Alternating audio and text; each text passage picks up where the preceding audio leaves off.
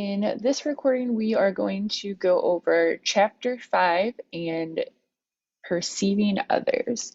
The concepts that we're going to cover are the perception process, influences on perception, common tendencies in perception, and synchronizing our perceptions.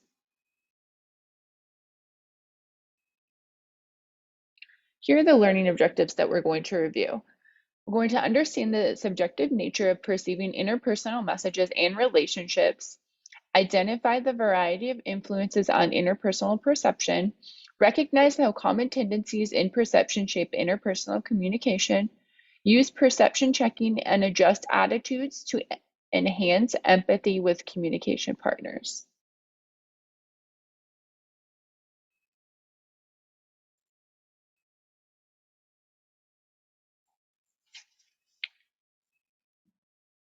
To begin, look at this cube. How many ways can you view two cubes? If you look at it in a couple different ways, how do you perceive it? Here are 4 ways of viewing the two cubes. Perception affects our communication with others in multiple ways.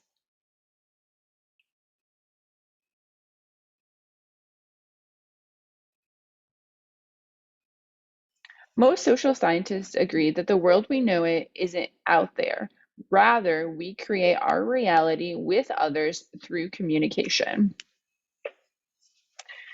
This may seem hard to accept until we recognize that there are 2 levels of reality, which have been labeled first order and second order.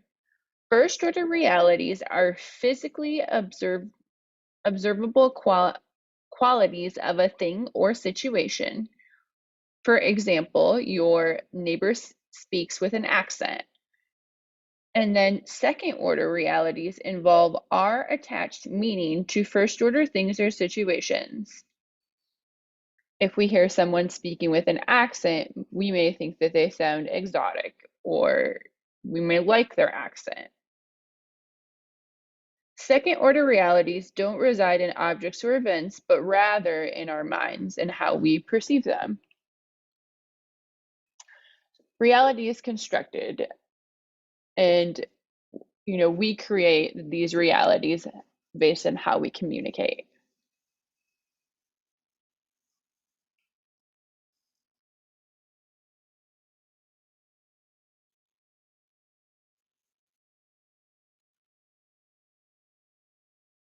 So what are steps in the perception process? First, we have selection. We select which data that we're going to attend to. Attention is related to characteristics of the stimuli. For example, intensity, repetition, contrast, or change. So we decide what we're going to pay attention to. Because we're exposed to more input than we can possibly manage, the first perception is the selection. Several factors cause us to notice some messages while we ignore others. So the intensity is something that is louder, larger, or brighter, and it stands out. Maybe it's someone who talks loud or laughs loudly at a party, or maybe they just attract more attention in general.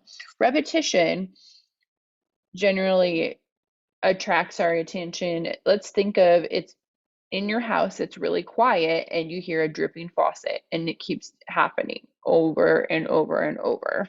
That's generally going to draw your attention, and you're going to try to fix it or go look and see what's causing the noise. Contrast or change. Unchanging people or things are less noticeable. For example, we may appreciate our significant others more when they leave.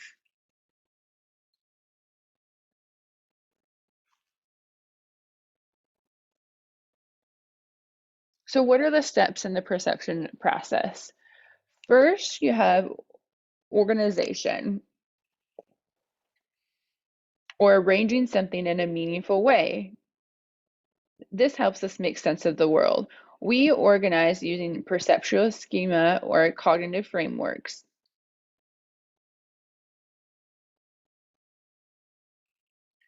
And then we try to classify the information.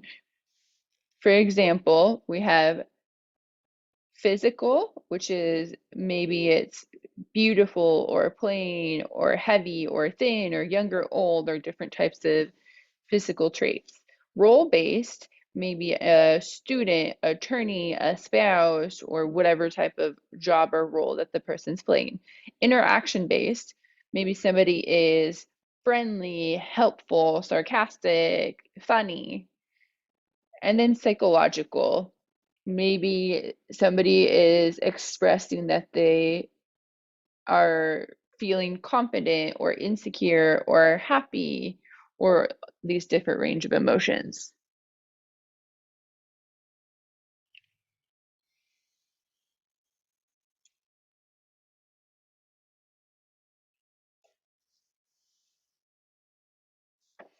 We also can organize specific communication transactions in different ways, and these organizational categories can have some powerful effect on our relationship.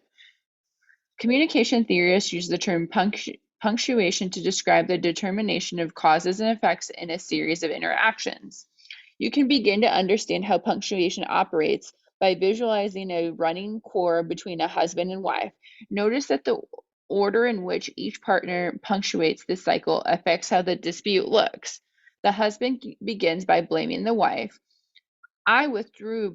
I'm feeling withdrawn because you're being so demanding. The wife organizes the situation differently, starting with the husband. I demand so much because you're withdrawing. These kinds of demand withdrawal arguments are common in intimate relationships. Once the cycle gets rolling, it is impossible to say which accusation is accurate. The answer depends on how the sequence is punctuated. Anyone who has seen two children argue about who started the argument can understand that haggling over cause and effect isn't likely to solve a conflict. And generally, blaming each other will just make matters worse.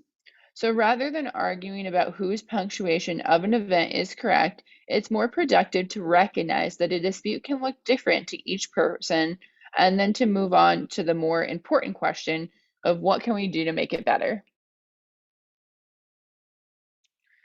And this cycle just shows the demand withdraw in these cycle arguments that can occur.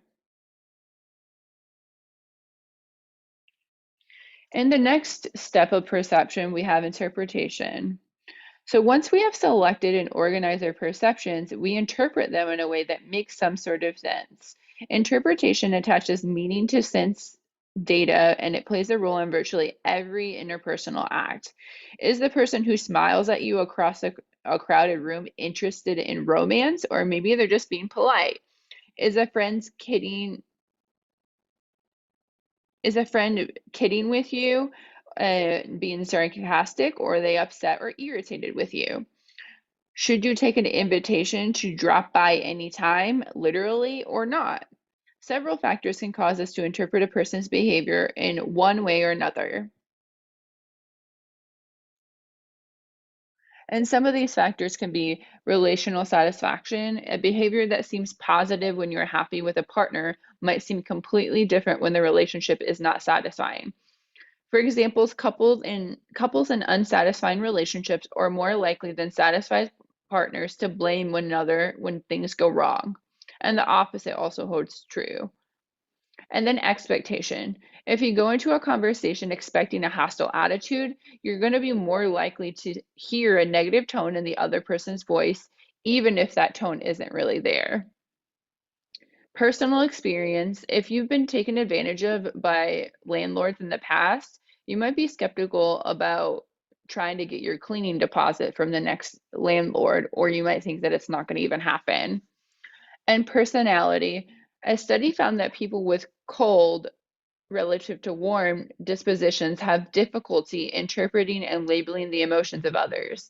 The researchers suggest that this deficiency can contribute to poor social interactions or relationships for those with cold personalities.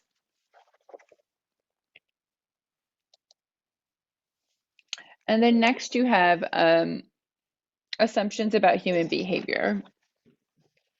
Do you assume people are lazy or dislike work, or do you usually believe people are generally going to have self-control? Imagine the differences in a boss who assumes workers fit the description of the first description opposed the second one. And then you also have online versus in-person communication. If it's online or in person, this is also going to make a difference in how you perceive it. Generally, when somebody is going through a text message versus in person, you're going to have different interpretations if you can't see the person's eye contact, facial expressions, or nonverbal behaviors.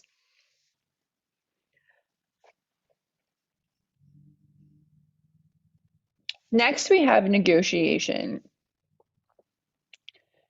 Negotiation is the process by which communicators influence each other's perception. Negotiation can operate in subtle ways. For example, it's rare to draw a conclusion about something or someone without comparing notes with others. Imagine you think a person you just met is attractive and you mention this impression to a friend. If you hear negative appraisals for them, like, oh, I don't think they're cute, or I think they're, this or that, then you might shift your initial perception.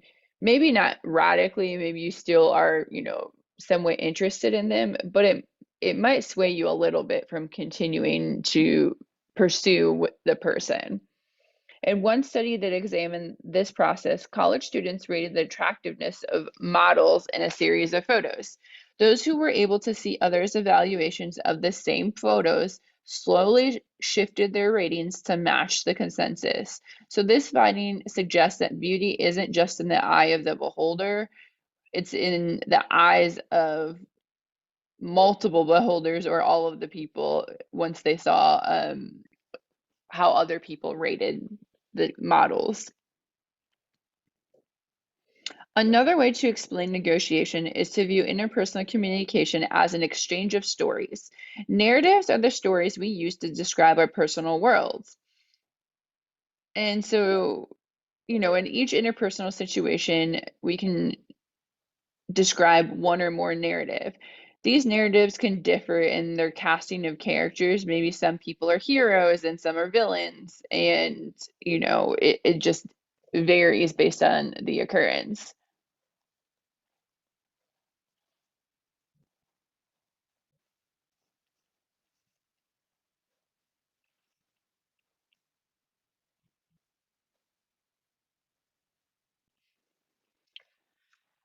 And then we have some additional influences on perception. A variety of factors influence how we select, organize, interpret, and negotiate this information about others. Access to information is important because we can only make sense of what we know. When new information becomes available, our perception of others might change. And then physiological influences come from the physical environment and the ways that our bodies differ from others. And so these physiological influences, the senses, so the difference in how each of us sees, hears, tastes, touches, and smells, the different stimuli can affect our interpersonal relationships. And then age, we experience the world differently throughout our lifetime. Age alters not just our bodies, but it changes your perspectives. So consider, for an instance, how you viewed your parents through the years. When you were a child, you probably thought they were all knowing and flawless. As a teen, you may have viewed them as old-fashioned and mean. In adulthood, many people begin to regard their parents as knowledgeable and perhaps even wise. Although your parents have probably changed over the time, it's likely that your perception of them has changed far more than they have. Next, you have health and fatigue. So, recall the last time you came down with a cold, flu, or another ailment. Health can have a strong impact on how you perceive it and relate to others. A romantic a romantic relationship doesn't sound appealing when you have a headache or going out with somebody on a date, or even a night on your town, or even if you want to go out on a night with in the town with your friends. It's more enjoyable when your muscles aren't aching or you don't have a cough or runny nose or whatever symptom. It's good to realize that someone else may be behaving differently because of an illness. In the same way, it's important to let others know when you feel ill so that they can try to understand what you're going through. Likewise, fatigue can also affect relationships. People who are sleep deprived, for example, perceive time intervals as longer than they really are. One study found that when married couples don't sleep well, they have more negative perceptions of each other the following day, which can lead to more disagreements. Then you have biological cycles. So, example of this is morning people versus night people. Each of us has a daily cycle in which all sorts of changes constantly occur, including variations in body temperature, alertness, tolerance to stress. These cycles can affect how we relate and respond to each other. So, for example, I'm definitely not a morning person. I'm not the type of person that wants to be, you know, super awake and cheery in the morning or people in my face and talking. My first thought is honestly coffee in the morning. So I am a night person, and that can affect how I feel and behave and how I interact with other people. And somebody could perceive that as I'm being rude when the reality is I just, am not super awake and want to talk until I have woke up and drink my coffee. Hunger. So I know there's a lot of funny things about when people get hungry that they're not very nice, and some people call them hangry. And your own experience can probably confirm that being hungry can lead to being grumpy or getting tired, and how we interact with others might not be great when we need food. For example, teenagers who reported that their family did not get enough food to eat were almost 3 times as likely to have been suspended from school and almost twice as likely to have difficulty getting along with others and 4 times as likely to have no friends. Although the exact number of causes and effects in this study is hard to pin down, one thing is clear: hunger can affect our perception and ultimately our communication. And then you have neuro behavioral challenges. So some differences in perception are rooted in neurology. For instance, people who have ADHD are easily distracted from tasks and have difficulty delaying gratification. It's easy to imagine how those with ADHD might find a long lecture boring and tedious, whereas others are fascinated by the same lecture.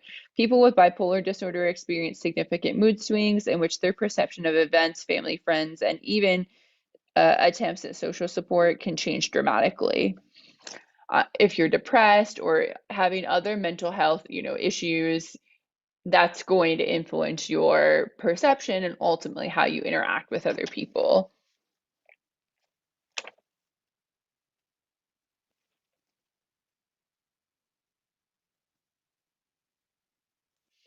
Social influences, within social influences are described in a standpoint theory, which states that a person's position in society shapes her or his views of society in general and of specific individuals. Within a society, our personal point of view plays a strong role in how we shape our perceptions.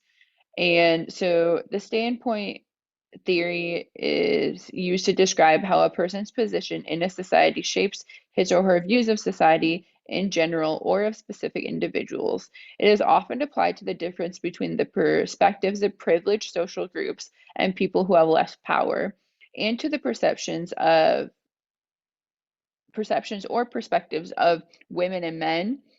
Unless one has been disadvantaged, it can be difficult to imagine how the world might look to someone who has been treated badly because of race, ethnicity, gender, biological sex, or sexual orientation, or even socioeconomic status. And then sex and gender roles. Although people often use the term sex and gender as if it were identical, there is a difference. Sex refers to biological characteristics of male or female, whereas gender refers to the social and Psychological dimensions of masculine and feminine behavior. Males and females can be more or less masculine or more or less feminine or both masculine and feminine. And then a person with relatively equal masculine and feminine characteristics is referred to as as androgynous, if I could say it. Our occupation and our roles or the kind of work we do also governs our view of the world. And this can influence our perception. The kind of work we do can help us determine our worldview. Imagine five people walking and talking through a park. One is a botanist and is fascinated by the variety of trees and plants. Another is a zoologist and is on the lookout for interesting animals. The third is a meteorologist and he keeps his eye in the sky, noticing changes in the weather. The fourth is a psychologist, is totally unaware of the goings on of nature, but is instead concentrating on the interaction among the people in the park.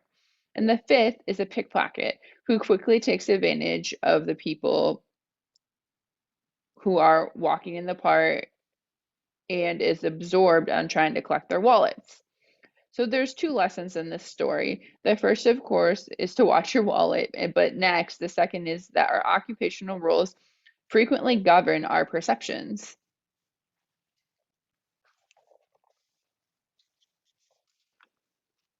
Relational roles such as daughter, roommate, spouse, and friend define who we are, and then that ultimately can affect our perception. And think about the roles that you have. Maybe you are a parent or a spouse and a roommate and a student. And let's take the role of a parent. As most new mothers and fathers will attest, having a child is going to alter the way they see the world. They might perceive their crying baby as a helpless soul in need of comfort, whereas strangers have a less charitable appraisal. As your child grows up, parents often pay more attention to the messages in the child's environment. One father we know said he never noticed how much football fans curse and swear until he took a 6-year-old to a game with him. In other words, his role as father affected what he paid attention to and how he interpreted it. And then think about your roles in a romantic relationship, and this can affect your perception. Maybe it's partner, spouse, boyfriend, girlfriend, or so on. There are times when your affinity biases the way you perceive the object of your affection. You might see your sweetheart as more attractive than other people do and as more attractive than your previous partners, regardless of whether that's actually objectively true. And you might then therefore overlook some of their faults. What are some other influences on perception? Culture, which is going to influence selection, organization, interpretation, and negotiation, and it powerfully affects the way we view others' communication. Co-culture factors affect perception as well. I asked you guys to identify some co-cultures that you were part of, and maybe some of those groups that you're in alter how you perceive the world. I know that a co-culture that I'm part of would be having chronic illness or the disability or invisible disability community, and I know that that greatly changes my perception of things and how I perceive them, how I perceive health, how I perceive healthcare. I try to be more empathetic and understanding to people and, kind to nurses and other hospital staff because of my experiences.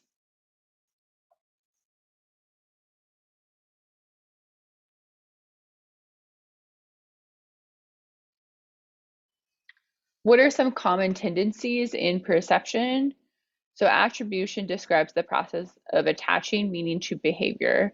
So several perceptual tendencies may lead to inaccurate attributions. One of those things that can happen is we make snap judgments. Our ancestors often had to make quick judgments about whether strangers were likely to be dangerous, and there are still times when this ability can be a survival skill. But there are many cases when judging others without enough knowledge or information can really get us in trouble. In some of the most serious cases, gun holders fire at innocent people after making inaccurate snap decisions. On a more personal level, most of us have felt badly misjudged by others who made unfavorable snap judgments. Or maybe if you have ever been written off in the first few minutes of an interview or unfairly disciplined by somebody that you just met, or they made assumptions about you. So this can happen pretty often. And then what these snap judgments can ultimately result in is stereotyping, which is exaggerated beliefs associated with a categorized system. Stereotypes, which people automatically make on primitive categories such as race, sex, and age, may be founded on a source of truth, but they go beyond the facts at hand and make claims that usually have no valid basis.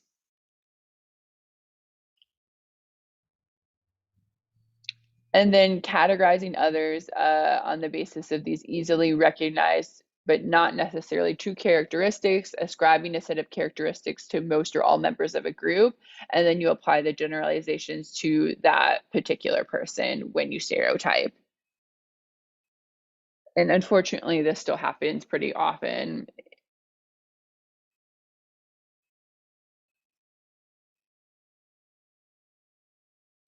By adulthood, we have engaged in stereotyping frequently, effortlessly, and often unconsciously using a bias to make judgments.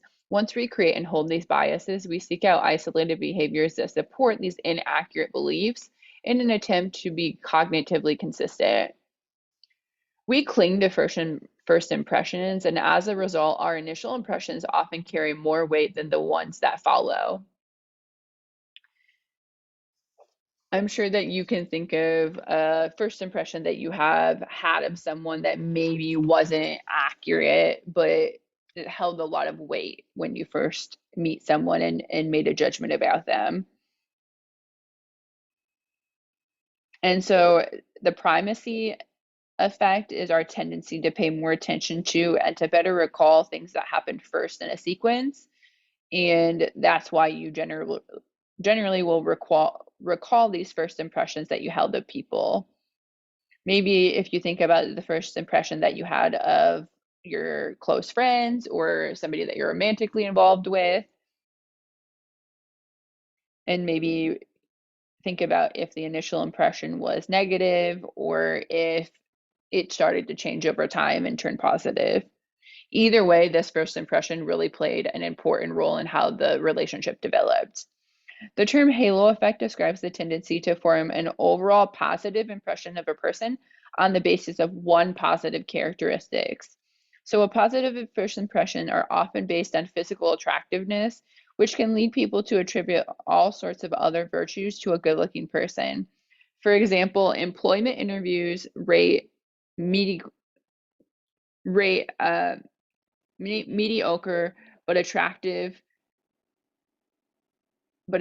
job applicants higher than their less attractive candidates will rate higher. Unfortunately, the opposite also holds true, which is the horns effect, also called the devil's or pitchfork effect.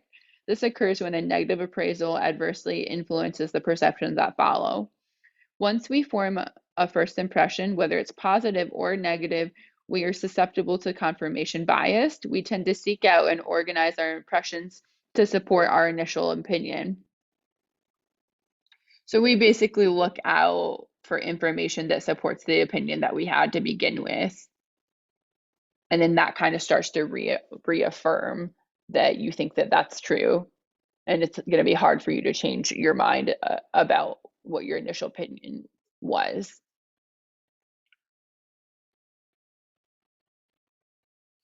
We judge ourselves more charitably than we do others. So we usually are critical.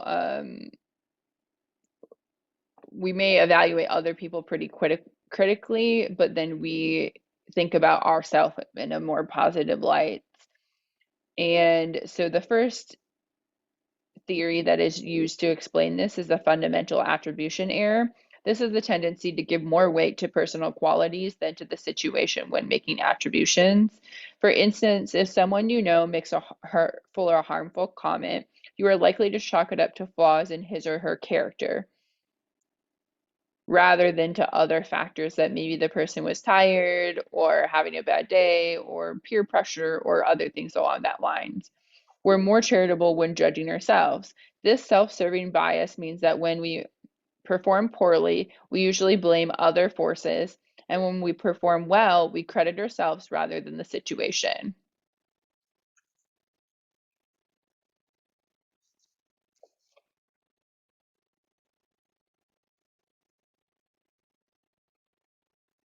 We are influenced by our expectations, and this information is important when making decisions about other people. We are influenced by the obvious, which can be problematic when the most obvious factor is not necessarily the only or most significant cause of an event.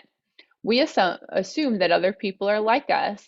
This can be a mistaken assumption that others' views are going to be similar and like our own, and it can then ultimately cause problems if that's not true.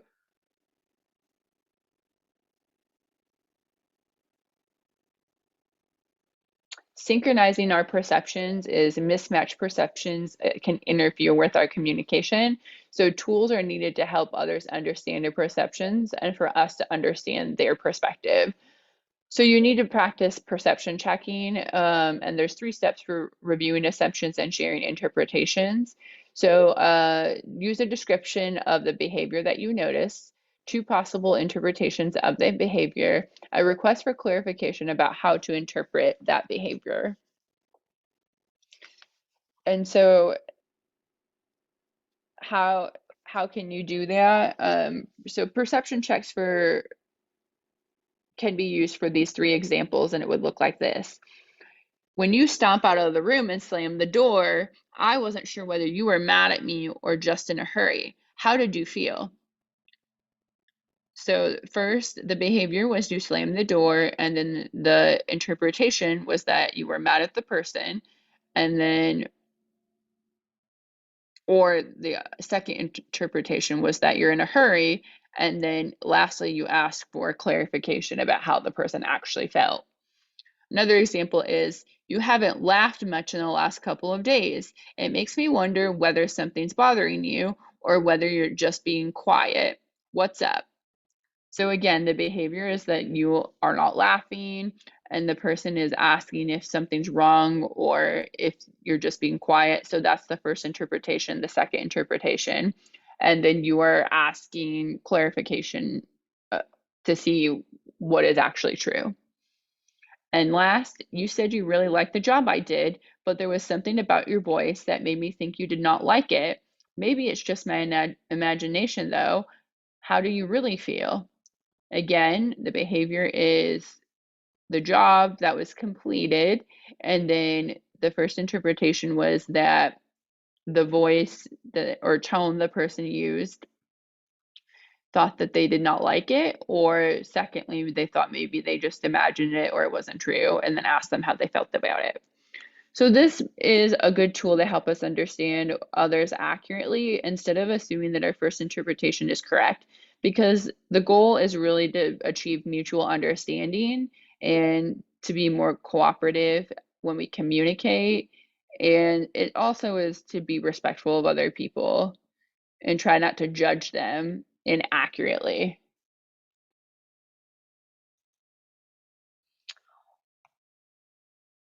When you are trying to synchronize perceptions, you also want to use empathy and be empathetic to how people feel about this situation. So perception checking can help us decode messages more accurately, but it doesn't provide enough information for us to claim that we fully understand the other person or know exactly how they feel or what they're thinking. For example, a professor who uses perception checking might learn that a student is reluctant to ask questions because they are confused, but not because they're not interested. This information would be helpful, but imagine how much more effective the professor would be if he or she could have a sense of the confusion from the student's perspective. Likewise, parents who use perception checking might find that their teenager's behavior has been from a desire to be accepted. And then the parents would need to consider what it feels like to try to crave and gain acceptance from other people. So how can we be, more empathetic in our perceptions and try to understand the viewpoints of other people? It really requires a suspension of judgment so that for the moment you really set aside your own opinions and take on the views of the other person. In everyday language, emotional connotation means that we experience the same feelings that other people have, and we try to show genuine concern and sympathy for whatever is occurring if needed. Sympathy is different though because you view the other person's situation from your own point of view. So you want to make sure that if it's needed, you're still using empathy and showing genuine concern.